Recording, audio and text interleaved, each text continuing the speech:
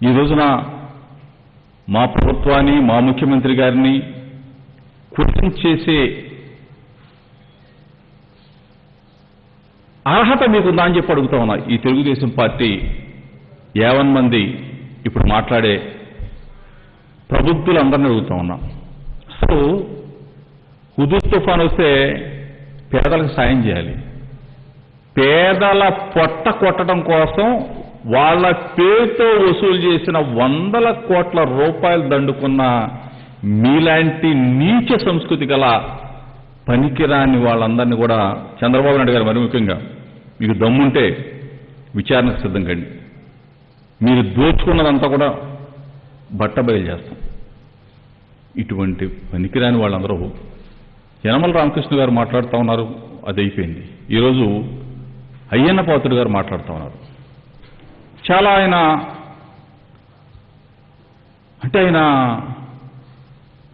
Lockdown నుంచి బయటకు వచ్చాడు. మొన్న నిన్న ఈ రోజున ఏమన్నా ఆయన భాష చూస్తూ ఉంటే వెధవలుగా సంబోధిస్తాం. అంటే నేను ఒకటే అడుగుతా ఉన్నా, అయ్యన్న పాత్రుడు గారు,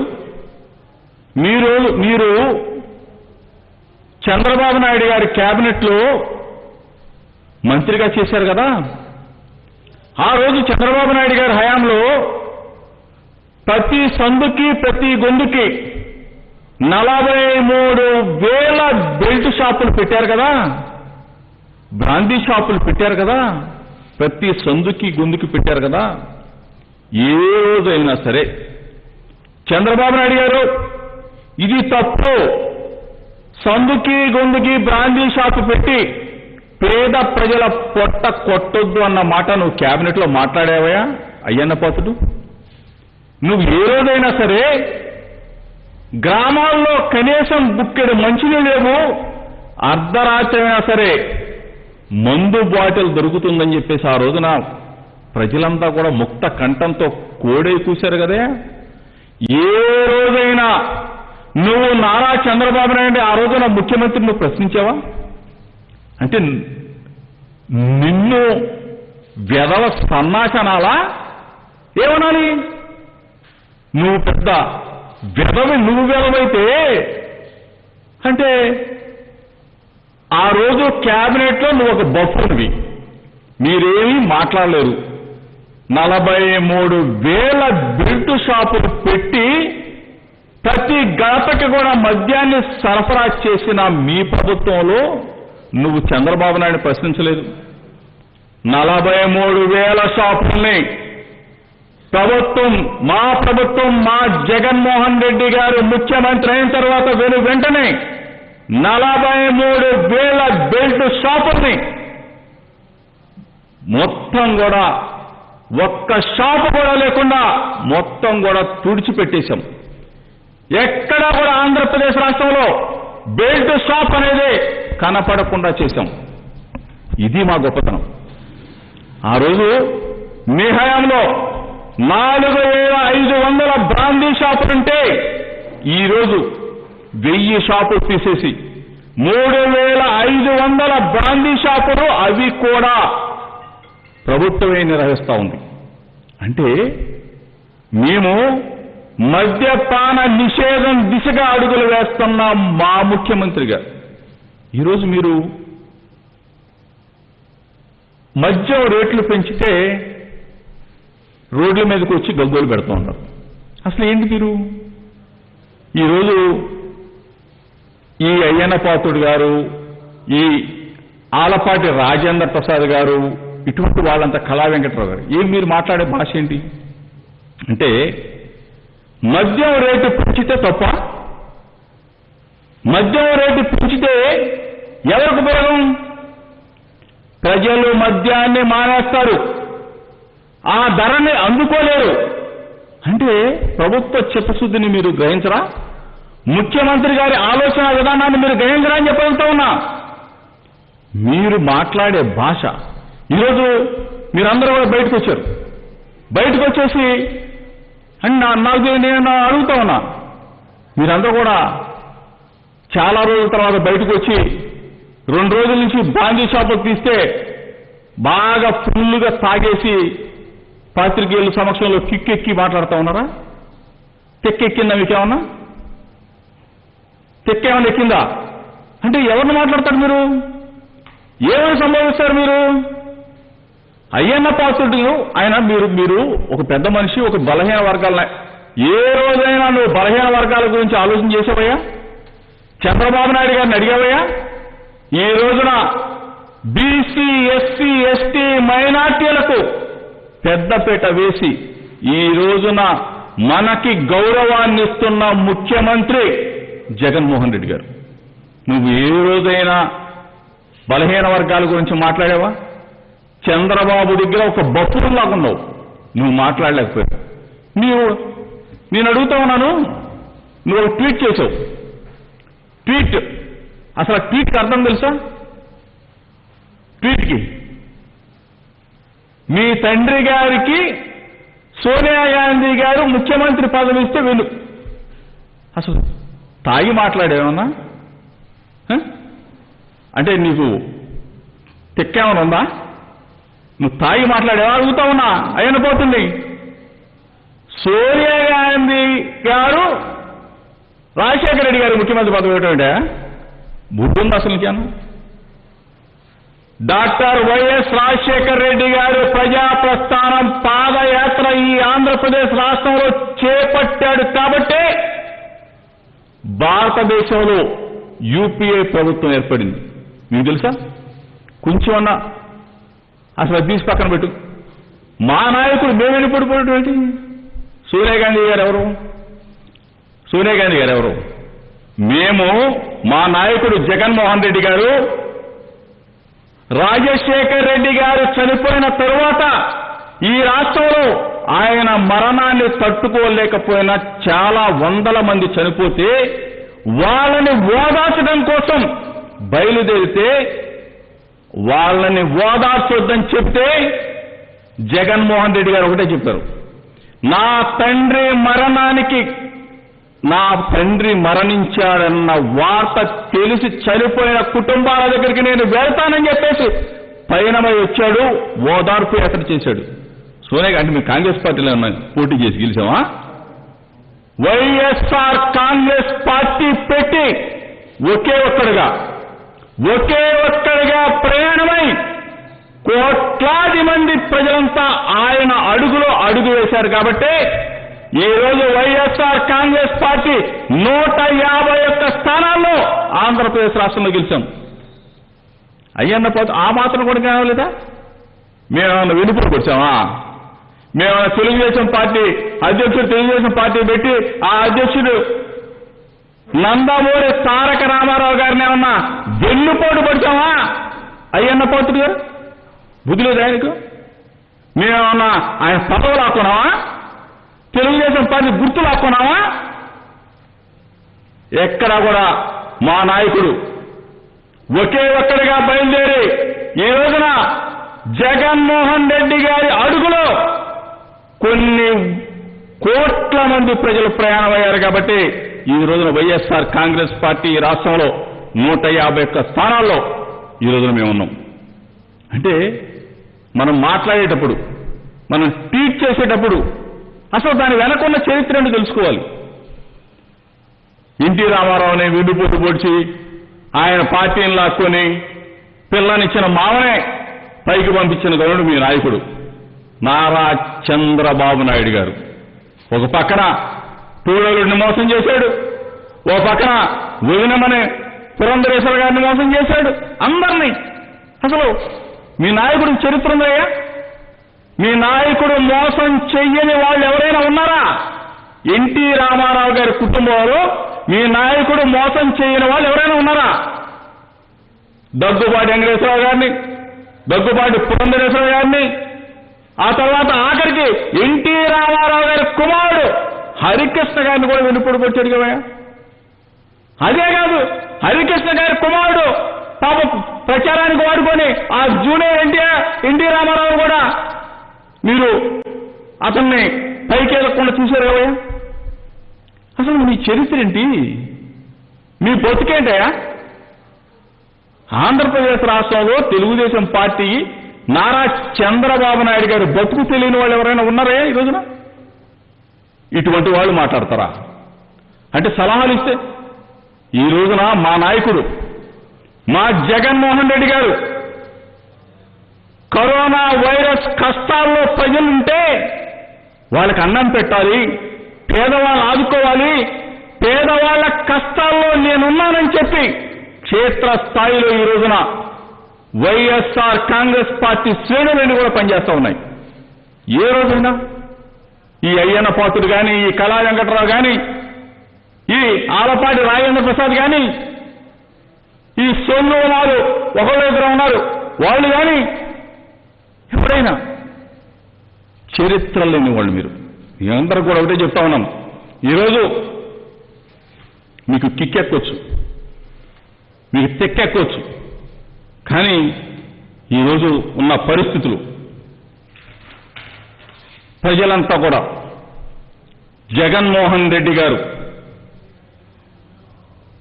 రాష్ట్రంలో కరోనాతో విలవెల్లాడుతున్నాం, సోషల్ డిస్టెన్స్ను పాటిస్తూ 3 సార్లుగా వాళ్ళకి బియ్యం వేయటమే కాదు, పప్పు దినుసులు ఇవ్వటమే కాదు, డబ్బులు ఇవ్వటమే కాదు, ఈరోజు కష్టాల్లో ఉన్న 91 లక్షల మంది అక్కచెల్లెలకి, డ్వాక్రా అక్కచెల్లెలకి నేరుగా 1400 కోట్ల రూపాయల పావలా వడ్డీలు నేరుగా వాళ్ళకి అకౌంట్లోకి వేశాం.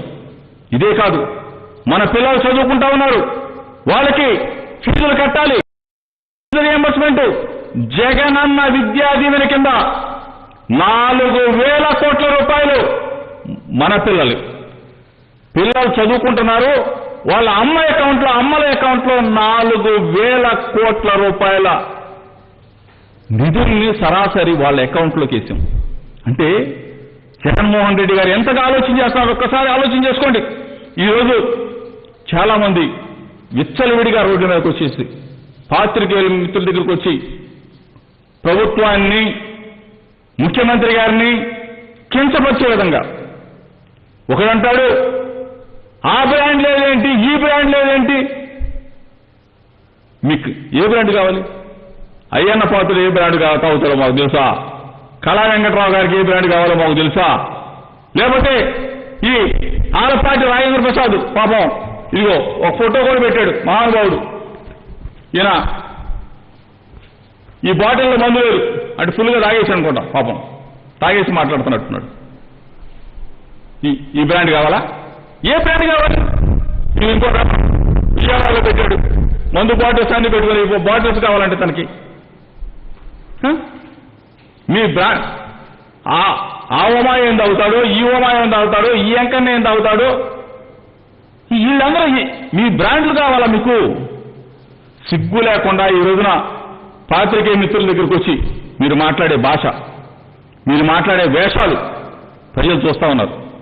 ఈ రోజున తెలుగుదేశం పార్టీ అనేది ఈ రాష్ట్రంలో లేదు, ప్రతిపక్షం పనికిరాని పక్షంగా మారిపోయింది. ఈ రోజున్న పరిస్థితుల్లో వాళ్ళు ఒకటే ఆలోచన చేస్తా ఉన్నారు, నారా చంద్రబాబు నాయుడు గారు కన్నా ఈరోజు ఈ కరోనా పరిస్థితుల్లో ముఖ్యమంత్రిగా ఉండుంటే కరోనాను కూడా కాసుల పంటగా మార్చుకునేవాడు నారా చంద్రబాబు నాయుడు గారు. అంటే కరోనాను కూడా వదలడు, దాని రూపేణా కూడా డబ్బులు గుంజుకుంటాడు. ఈరోజు కరోనా కన్నా ఈ పరిస్థితుల్లో ముఖ్యమంత్రిగా ఉండుంటే ప్రతి ఊర్లో కూడా హెరిటేజ్ పాలు, హెరిటేజ్ కూరగాయలు మొత్తం ఎవరిని అమర్చేవాడు కాదు, మొత్తం వ్యాపారం చేసేవాడు, హెరిటేజ్తో దోచుకు తినేవాడు. ఒక పక్క కరోనాకి డబ్బులు ఇవ్వండి, కరోనాకి కాసులు ఇవ్వండి అని చెప్పేసి ఆ డబ్బులు కూడా హుదూద్ తుఫాన్ లాగా కాసుల పంట పండేది ఈ చంద్రబాబు నాయుడు. ఈరోజు ఈ లేడి పంట కూడా కరోనా టైంలో మేము లేవాయంటి, మేముంటే దోచుకునేవాళ్ళం కదా, దాచుకునేవాళ్ళం కదా. ఇటువంటి ఆలోచనతో ఉన్న హైదరాబాద్లో కూర్చున్నాడు, క్వారంటైన్ పరిమితమయ్యాడు. అసలు ఆంధ్రప్రదేశ్ రాష్ట్రం రావాలన్న ఆలోచన నీకున్నాయా చంద్రబాబు నాయుడు గారు? నువ్వు ఒక దిక్కుమాలిన ప్రతిపక్ష నాయకుడివి, అక్కడ కూర్చుంటావు, స్కైప్లో మాట్లాడతాడు, లేకపోతే వీడియో కాన్ఫరెన్స్ టెలికాన్ఫరెన్స్ ఈయనంటే పెద్ద సీనియర్ అంట, ఈయన సలహాలంట స్వీకరించాలంట. ఏంటి సలహాలు? నీ బోర్డు సలహాలు ఎవరికి కావాలయా? మా నాయకుడు, ఈ రాష్ట్ర ముఖ్యమంత్రి ప్రతి క్షణం ప్రతి నిత్యం క్షేత్రస్థాయిలో ఏం జరుగుతూ ఉంది, ఈ రోజు ఏం జరుగుతూ ఉంది, ఈ రోజు పేదవాళ్ళు ఏ ఇబ్బంది పడుతూ ఉన్నారు, వలస కార్మికులు ఏ ఇబ్బంది పడుతూ ఉన్నారు, ఏ రాష్ట్రంలో మన ప్రజలు ఉన్నారు, ఏ దేశంలో మన ప్రజలు ఉన్నారు అనే ఆలోచన చేసి అందరినీ కూడా ఇక్కడికి తీసుకొచ్చే కార్యక్రమానికి శ్రీకారం చుట్టాడు.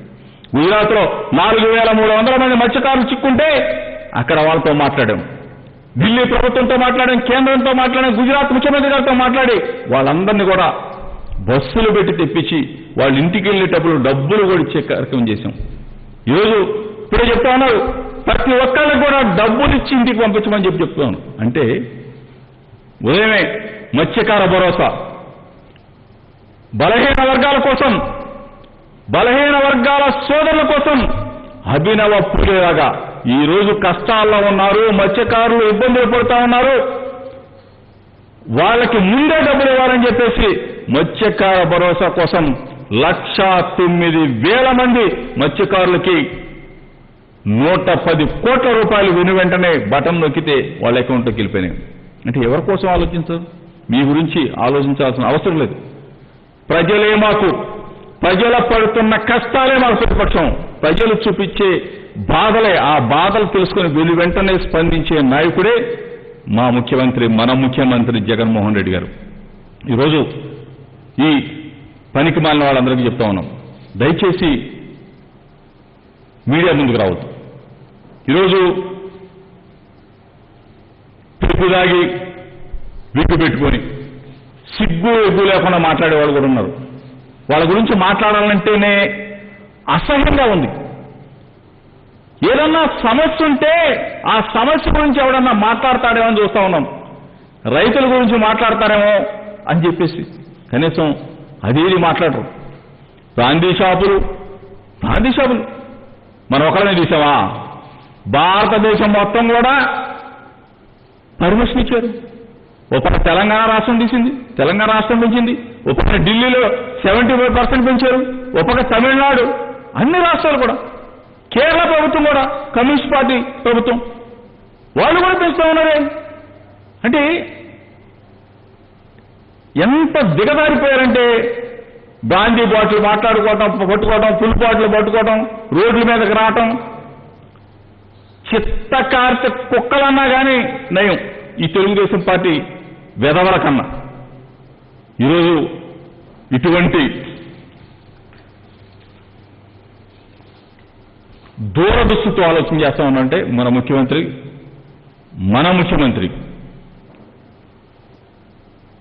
ఒక పక్క కరోనా వైరస్ ఉన్నా సరే ప్రజల పడుతున్న కష్టాలు బాధలు ప్రతిరోజు ప్రతినిత్యం క్షేత్రస్థాయిలో క్షుణ్ణంగా పరిశీలన చేసి ఆదేశాలు ఇచ్చి మరో రోజు మరుక్షణం అది అమలవుతుందా లేదా అని చెప్పేసి క్షేత్రస్థాయిలో చూస్తున్న ముఖ్యమంత్రి ఉన్నాడు.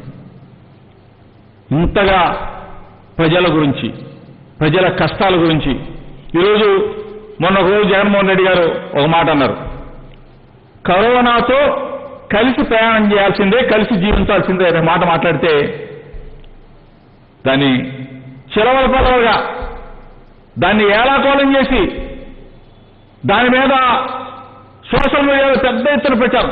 ఈ రోజున జగన్మోహన్ రెడ్డి గారు చెప్పిన మాట అమెరికా అధ్యక్షుడు ట్రంప్ గారు చెప్తా ఉన్నాడు, ఢిల్లీ ముఖ్యమంత్రి కేజ్రీవాల్ గారు చెప్తా ఉన్నాడు, మన ప్రధాని మోడీ గారు చెప్తా ఉన్నారు. నిన్న జరిగిన ప్రెస్ మీట్ లో మన పక్కనున్న తెలంగాణ ముఖ్యమంత్రి కేసీఆర్ గారు చెప్తా ఉన్నారు, ఇన్ఫోసిస్ అధ్యక్షుడు నారాయణమూర్తి గారు చెప్తా ఉన్నారు. అంటే కరోనా వచ్చినంత మాత్రాన పారిపోతామయ్యా? కరోనా వచ్చినంత మాత్రాన ఆంధ్రప్రదేశ్ రాష్ట్రానికి తాళాలేసి 5,30,00,000 మంది ప్రజలంతా కూడా పారిపోతామా? అంటే చంద్రబాబు నాయుడు ఎండ్కు ఎంతగా ప్రచారం చేస్తున్నారంటే ఈ పచ్చపత్రికలు కొన్ని బూతు పత్రికలు జగన్మోహన్ రెడ్డి గారు కరోనాతో కలిసి ప్రయాణం అంటే కలిసి జీవించాలంట, యుద్ధం చేద్దామయ్యా, అదే పారిపోద్ది. స్వీయ నిర్బంధం, మనం సామాజిక దూరం ఇవి పాటిస్తూ ఆచరణ చేస్తూ మన పని మనం చేసుకుంటూ ముందుకు నడవాలని చెప్పి చెబుతా ఉంటే మేధావులు చెప్తా ఉన్నారు, ప్రపంచ దేశాల్లో ఉన్న అధ్యక్షులు చెప్తా ఉన్నారు. జగన్మోహన్ రెడ్డి గారు చెప్పిన మాటనే ఈ రోజున అందరూ ముఖ్యమంత్రులు చెప్తా ఉన్నారు. ప్రధానమంత్రి మోడీ గారు సైతం చెప్పారు, కరోనాతో కలిసి జీవించాల్సిందే అని చెప్పేసిన మాటని, దాన్ని చెలవకొలలు చేశారు. ఈరోజు జగన్ గారు చెప్పిన మాటే అందరూ చెప్తా ఉన్నారు. దీన్ని ఆలోచన చేసుకోండి దయచేసి. ఈ అయ్యన్న పాత్రుడు గారు, కళా వెంకట్రావు గారు, ఆలపాటి రాజేంద్ర ప్రసాద్ గారు, నిన్న కొల్లు రవీంద్ర, ఈ కొల్లు రవీంద్ర కూడా ఫుల్లు రవీంద్రగా మారిపోయాడు. అంటే నిజంగా ఒక బాటిల్ ఫుల్ ఆగేశారని తెలీదు. ఏం మాట్లాడతావు నువ్వు? కొంచెం నోరు అదుపులో పెట్టుకోండి. మీరు అలా చెప్పేది మీకు చెప్తారు. మద్యాన్ని ఏరులై పారించి ఆ రోజు ఎన్టీ రామారావు గారు మద్య నిషేధం పెడితే ఆ మద్య నిషేధానికి తూట్లు పొడిచి, ఆ మద్య నిషేధానికి తూట్లు పడవడమే కాదు ఎన్టీ రామారావు గారినే తూట్లు పొడిచిన మీరా మాకు చెప్పేది? ఈ అయ్యన్న పాత్రుడు లాంటి, అంటే పెద్ద మనిషి అవ్వచ్చు కానీ వెధవ సన్నాసుల్లాగా మాట్లాడొద్దు దయచేసి. వెధవ సన్నాసుల్లాగా మీరు మాట్లాడొద్దు.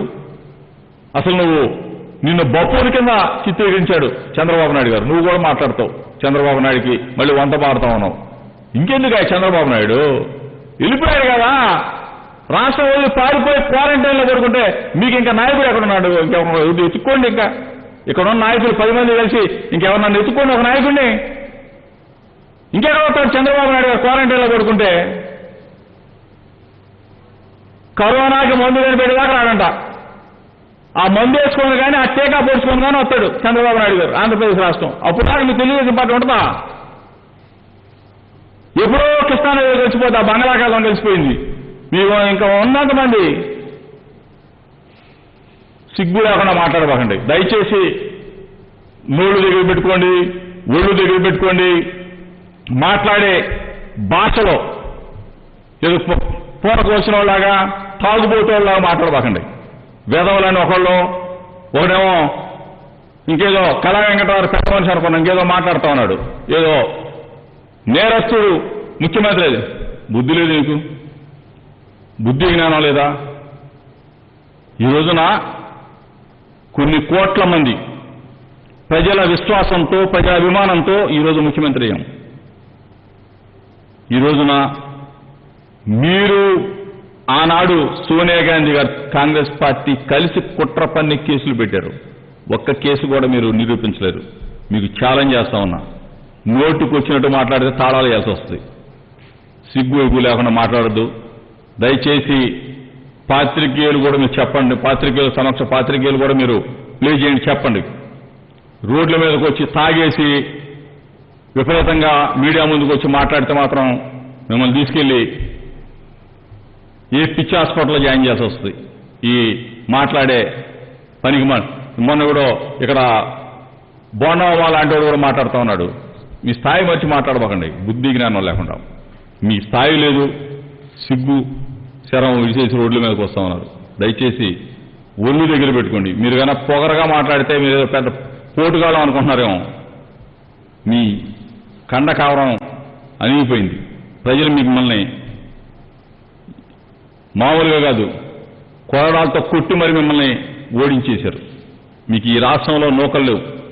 మీ నాయకుడే పారిపోతే మీకెందుకయా? మీ నాయకుడికి ఇక్కడ ఆధార్ కార్డు లేదు, మీ నాయకుడికి అడ్రస్ లేదు. మీరేం మాట్లాడతారు ఇక్కడ? మీ నాయకుడు అయ్యా కొడుకులు ఇద్దరు శుభ్రంగా ఇంట్లో క్వారంటైన్లో ఆడుకుంటున్నారు. మీరెందుకు ఇక్కడ ఒళ్ళు బారేసుకుంటారు? ఒళ్ళు కానీ నోరు కానీ బారేసుకుంటే మీకు తగిన శాస్త్రే. అందరికీ నమస్కారం. Hello, this is Renu Desai. Please subscribe to iDream. Subscribe iDream. Please subscribe iDream. Please subscribe to iDream. For more videos, subscribe iDream. Hi, this is Revati Chaudhary. For more videos, please subscribe iDream. For more videos, please subscribe iDream. మీరందరూ కూడా iDream ఛానల్ని subscribe చేయాలని కోరుకుంటున్నాను. I'm Sucharita, Home Minister of Andhra Pradesh. For more videos, subscribe iDreams.